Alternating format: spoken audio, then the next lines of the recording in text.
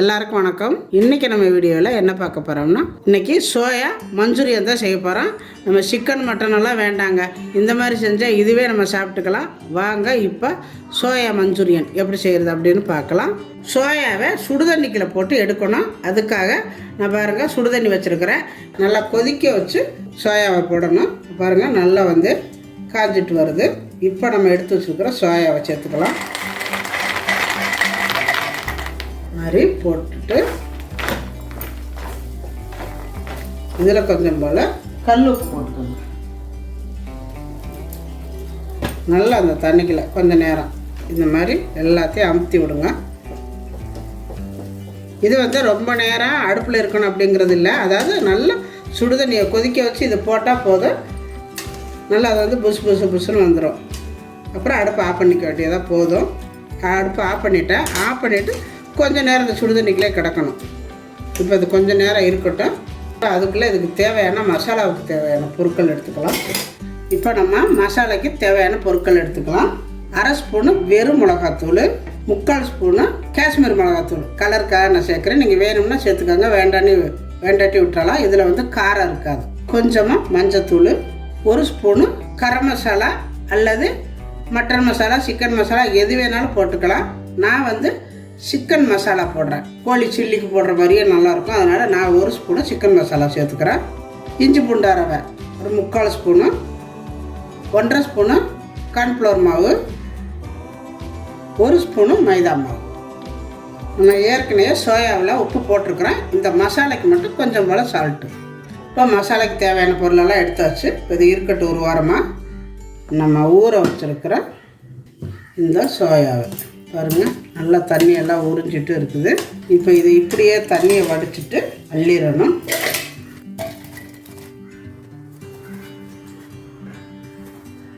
இந்த மாதிரி எல்லாத்தையும் அரைச்சி அள்ளிட்டு இப்போ இதை கீழே ஊற்றிட்டு வேறு ஒரு பச்சை தண்ணி ஊற்றி, இது நல்லா சூடாக இருக்குது. இப்போ சூட்டோடு இருக்க நம்ம புளிய முடியாது. அது தண்ணி இல்லாமல் புளிஞ்சு எடுக்கணும். அதனால் கொஞ்சம் போல் பச்சை தண்ணி ஊற்றி நல்லா புளிஞ்சு எடுத்துக்கலாம். பார்த்திங்கன்னா இதுக்குள்ளே போட்டுருங்க. இது நல்லா ஆற வச்சுட்டிங்கன்னா நம்ம பச்சை தண்ணிக்குள்ளே போட வேண்டாம். நான் உடனே செய்ய போகிறேன். அதனால கொஞ்சம் சூடாக இருக்கிறதுனால கொஞ்சம் தண்ணி கலந்து எடுத்தால் தான் இதெல்லாம் இந்த தண்ணி போகும். இந்த மாதிரி நல்லா புளிஞ்சு எடுத்துடணும். அதில் இருக்கிற தண்ணி கொஞ்சம் கூட இருக்கக்கூடாது. புளிஞ்சு எடுத்துகிட்டு இந்த மாதிரி போட்டுக்கோங்க. இதே மாதிரியே எல்லாமே நல்லா எடுத்து புளிஞ்சுக்கலாம். ஆனால் நீங்கள் புளியையில் இந்த சோயா உடஞ்சிராவே புளிங்க. உடஞ்சி போயிடும் ஒவ்வொரு நேரம். நல்லா ஊறி இருக்குல்ல, அதனால் உடஞ்சிடும். பார்த்து புளிஞ்சுக்கோங்க. இப்போ இதே மாதிரியே எல்லாம் புளிஞ்சுக்கிட்டு காட்டுறேன். நம்ம எல்லாமே தண்ணி இல்லாமல் நல்லா புளிஞ்சு எடுத்தாச்சு. இது ஒரு பாத்திரத்துக்கு சேர்த்துக்கலாம். இந்த மாதிரி இதில் கொஞ்சம் போல் லெமன் நல்லா புளிஞ்சிட்டு ஒரு குலுக்கிக்கோங்க.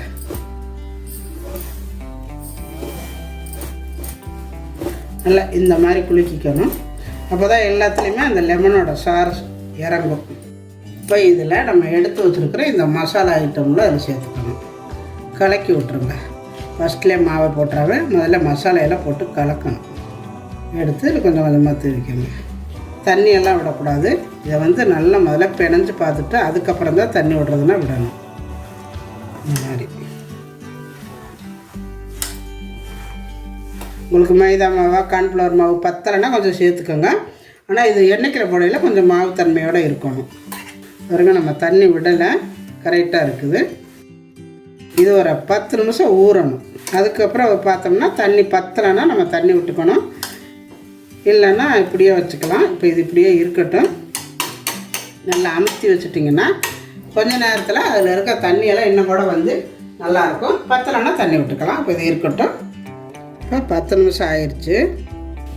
நல்லா ஊறி இப்போ தான் தண்ணி விட ஆரம்பிக்குது. கொஞ்சம் போல் மைதா மாவு. இப்போ இதில் மசாலையெல்லாம் ஒட்டாமல் இருந்துச்சுன்னா கொஞ்சம் போல் மைதா தூவிக்கங்க. அப்போ தான் மசாலையும் ஒட்டின மாதிரி இருக்கும். அந்த எண்ணெயும் குடிக்காமல் இருக்கும். இந்த மாதிரி வரப்பாக இருக்கணும் எண்ணெய்க்கில் போடும்பொழுது. அப்போ தான் எண்ணெயை குடிக்காமல் நல்லாயிருக்கும். ஒன்றா ஒட்டாமல். இப்போ பார்த்திங்கன்னா எண்ணெய் காஞ்சிட்ருக்குது. இப்போ இதிலேருந்து நம்ம எடுத்து போட்டுக்கலாம். ஒவ்வொன்றா எடுத்து போட்டுக்கலாம்.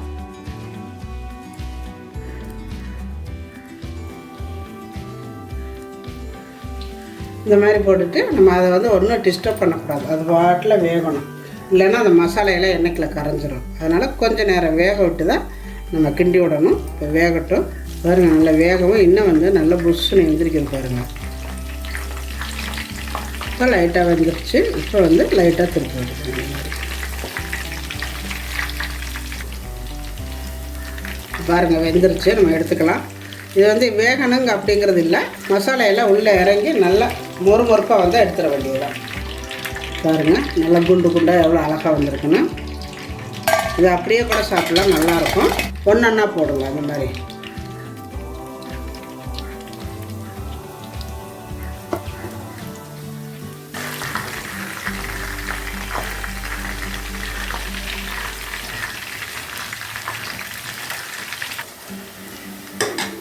நான் எடுக்க போகிறேன்.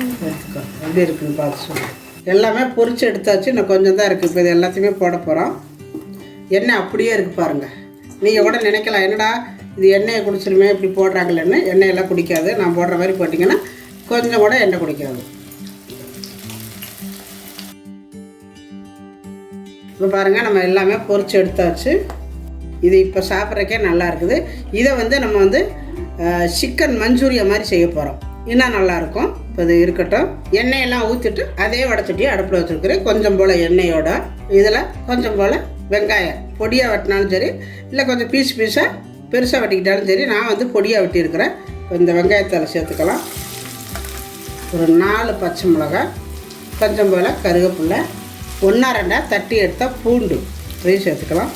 இது வந்து நல்லா வதக்கணும் அப்படிங்கிறதில்ல, லைட்டாக வெங்காயம் இதெல்லாம் வதங்கினாலே போதும்.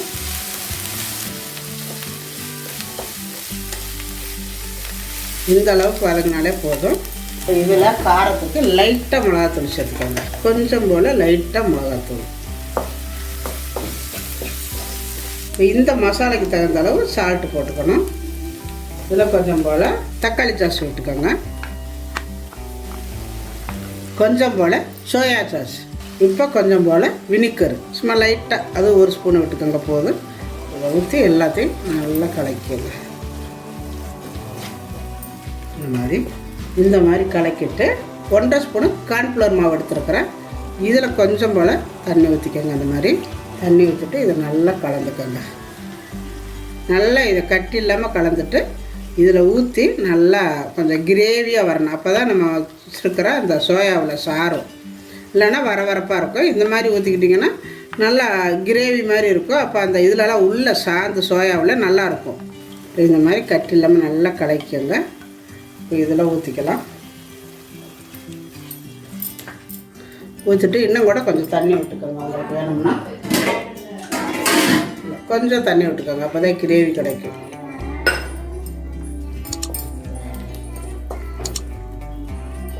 நல்லா இந்த மாதிரி கெட்டியாக வந்தோடனே நம்ம வச்சுருக்கிற இந்த வறுத்து வச்சுருக்கிற சோயாவை இதில் சேர்த்துக்கலாம்.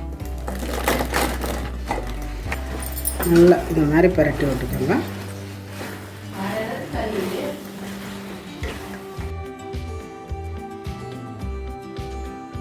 நல்லா இந்த மாதிரி உள்ளே இருந்து நல்லா சாறுற மாதிரி பரட்டி விட்டுட்டு லைட்டாக அப்படியே அடுப்பை குறைச்சி வச்சுருங்க. அப்போ இந்த எசன்ஸ் எல்லாம் சேர்ந்து உள்ளே இறங்கணும். கொஞ்ச நேரம் அடுப்பை குறைச்சி வச்சு ஒரு 5 நிமிஷம் வச்சிடும். அப்படியே இருக்கட்டும். பாருங்கள், நம்ம அடுப்பை குறைச்சி வச்சோன்னா நல்லா உறிஞ்சிருச்சு பாருங்கள். கீழே எல்லாம் ஒன்றுமே இல்லை, நல்லா வரன்னு இருக்குது. இந்த மாதிரி இருக்கணும். இப்போ இதில் கொஞ்சம் போல் கொத்தமல்லி தழை தூவிக்கலாம். அவ்வளோதாங்க. இப்போ நம்ம சூப்பரான சோயா மஞ்சூரியன் சிக்கன் மாதிரியே ரொம்ப அருமையாக இருக்கும். இதுக்கு வந்து மட்டன் மசாலா, சிக்கன் மசாலா கொஞ்சம் கூடவே சேர்த்துக்கோங்க. சிக்கனில் செஞ்சால் எப்படி இருக்குமோ அதே மாதிரியே இருக்கும். அவ்வளோதாங்க, ரெடி ஆயிடுச்சு. இப்போ அடுப்பு ஆஃப் பண்ணிக்குவோம். சிக்கனில் செஞ்ச மாதிரியே இருக்கு பாருங்கள், ரொம்ப அருமையாக இருக்குது. எல்லா பிள்ளைகளும் சாப்பிட்டு ரொம்ப நல்லா இருக்குமான்னாங்க. குருமா, கிரேவி இந்த மாதிரி செய்யாமல் இந்த மாதிரி செஞ்சு பாருங்கள், ரொம்ப நல்லாயிருக்கும். சோயா மஞ்சூரியன் பண்ணிவிட்டு கத்திரிக்காய் உருளைக்கிழங்கு சாம்பார் வச்சுருக்கிறேன். இங்கே கொத்தரங்காய் பொரியல் பண்ணியிருக்கிறேன். இங்கே சாப்பாடு ரெடியாக இருக்குது. எங்கள் தியாவுக்கு இன்றைக்கி என்ன ரைஸ் பண்ணேன்? கொத்தமல்லி சாதம், அப்புறம் உருளைக்கிழங்கு வறுவல். இது தியாவுக்காக காரம் கம்மியாக அவளுக்காகவே செஞ்சது. அவளுக்காகவே இது 2 செஞ்சுருக்கிறா. பானு தான் செஞ்சா. இங்கே மத்தியானத்துக்கு எங்களுக்கெல்லாம் கொத்தரங்காய் பொரியல், சாம்பார், ரசம், பருப்பு ரசம் வச்சுருக்கிறேன். அவ்வளோதான், இன்னைக்கு சாப்பாடு ரெடி ஆயிடுச்சு எல்லாமே. இதே மாதிரி நீங்களும் செஞ்சு பாருங்கள். செஞ்சு பார்த்துட்டு எப்படி வந்துச்சு அப்படிங்கிறத எனக்கு கமெண்டில் சொல்லுங்கள். இந்த வீடியோ பிடிச்சிருந்தா லைக் பண்ணுங்கள், ஷேர் பண்ணுங்கள், செட்டிநாடு சமையலுக்கு சப்ஸ்கிரைப் பண்ணுங்கள். நன்றி. வாழ்க வளமுடன்.